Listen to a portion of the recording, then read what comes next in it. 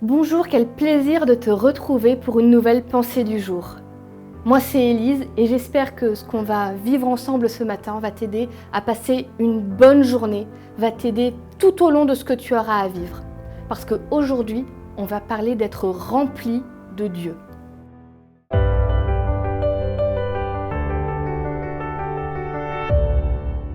La pensée du jour se trouve dans le psaume 71, le verset 8.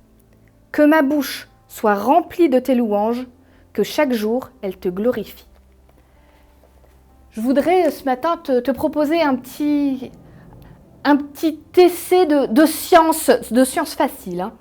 Alors tu vois là j'ai un verre rempli d'un liquide, alors c'est de la sauce soja, pour avoir cet effet un peu foncé dans l'eau.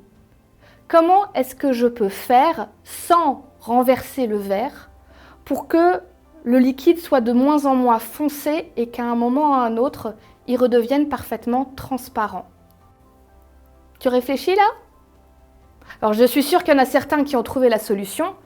Le seul moyen, c'est de prendre cette bouteille d'eau claire et de continuer à remplir le verre jusqu'à ce qu'il déborde.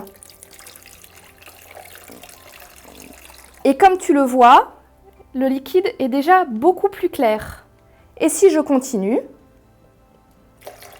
il va continuer à s'éclaircir, encore et encore, jusqu'à redevenir complètement transparent. La vie avec Dieu, c'est un peu comme ce verre. Il y a plein de choses dans nos vies qui ne sont pas extraordinaires, des choses qui nous tirent vers le bas. Être rempli de Dieu, c'est pas l'affaire juste d'une seule fois à un moment de dire « Bon là maintenant, je veux avoir Dieu dans ma vie » et tout a changé pour toujours. La réalité, c'est que bien sûr, il y a un grand changement qui se fait quand on découvre Dieu. Mais après, jour après jour, on est appelé à vouloir être rempli de choses bonnes, de choses qui ont les valeurs de Dieu, d'une rencontre avec Dieu et de moments avec lui. Et petit à petit, toutes ces choses qui nous tiraient vers le bas dans nos vies vont sortir de nos vies pour être remplacées par des choses pures et saines. Si on arrête à un moment, parce que Dieu, il ne s'impose pas, si à un moment tu lui dis « je veux plus de toi », il s'en va. Si on arrête, la vérité c'est que les problèmes vont revenir.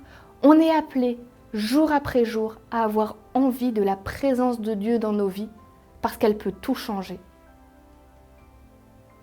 C'est des étapes à faire. La première étape, c'est de commencer. Peut-être que tu vis ça depuis longtemps, peut-être que tu découvres Dieu. Moi, ce que je te propose ce matin, c'est de faire une étape et de dire « Aujourd'hui, je commence. Dieu, je veux que tu me remplisses de toi pour que ma vie te ressemble. »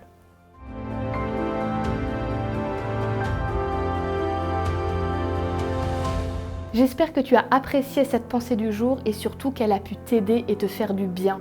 Partage-la autour de toi pour qu'elle puisse faire du bien à son tour à d'autres.